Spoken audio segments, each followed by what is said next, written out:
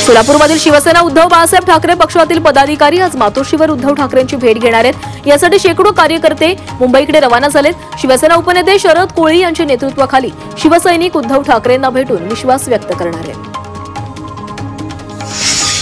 रायगड आणि ठाणे जिल्ह्यात 9 ते 10 आणि 11 मार्च रोजी उष्णतेची लाट येईल अशी माहिती माजी हवामान अधिकारी कृष्णानंद होसाळीकर यांनी दिली आहे। मुंबई, ठाणे आणि रायगड जिल्ह्यातील तुरळक ठिकाणी उष्णतेच्या लाटा तर दक्षिण कोकणातील काही भागांमध्ये उष्णतेच्या लाटा येतील असंही सांगण्यात आलंय। मुंबईत गेल्या काही दिवसांपासून पहाटे गारवा आणि दुपारी ऊन पाहायला मिळतंय, तर दुपारी मुंबईकरांना कडक उन्हाचा तडाखाही सहन करावा लागतोय।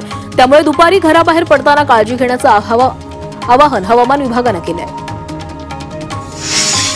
जीबीएस आणि एचएमपीव्ही साठी शीघ्र प्रतिसाद पथक तैनात करण्यात आले। आजारांवर नियंत्रण आणण्यासाठी राज्यस्तरीय शीघ्र प्रतिसाद पथक तयार करण्यात आलेलं आहे अशी माहिती सार्वजनिक आरोग्य मंत्री प्रकाश आंबेडकर यांनी दिलेली आहे। राज्यातील 2.5 कोटी महिलांच्या आरोग्याची तपासणी करण्यात आली आहे। यामध्ये 43,000 महिलांना स्तनाचा कर्करोग असल्याचं आढळून आलंय, तर 900 महिलांना कर्करोग झाल्याचं आढळलंय। त्यामुळे कर्करोगाचं वाढतं प्रमाण रोखण्यासाठी कर्करोग या विरोधात कार्यक्रम आखणार असल्याचं आरोग्यमंत्री प्रकाश आंबेडकर यांनी सांगितलंय।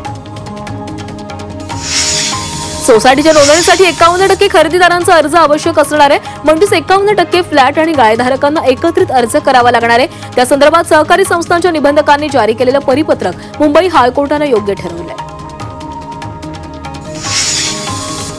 मुंबई महापालिकेनं आता वर्सोवा ते दहिसर या कोस्टल रोडच्या पुढच्या टप्प्याकडे लक्ष केंद्रित केलंय। या विस्तारित पुलाच्या बांधकामामध्ये अडथळा ठरत असलेल्या 300हून अधिक झाडांची छाटणी आणि पुनरोपण करण्याचा निर्णय पालिकेनं घेतलेला आहे। त्यासाठीचा प्रस्ताव पूल विभागाच्या अभियंत्यांनी वृक्ष प्राधिकरणाला दिलाय। मुंबई गोवा महामार्ग वर्षअखेरीस खुला होणार आहे। 13 वर्षांपासून रखडलेल्या मुंबई गोवा महामार्गासाठी आतापर्यंत सुमारे 15,600 कोटी रुपये खर्च झाल्याची माहिती आहे। या महामार्ग डिसेंबर 2025 पर्यंत खुला करण्याचं उद्दिष्ट आहे।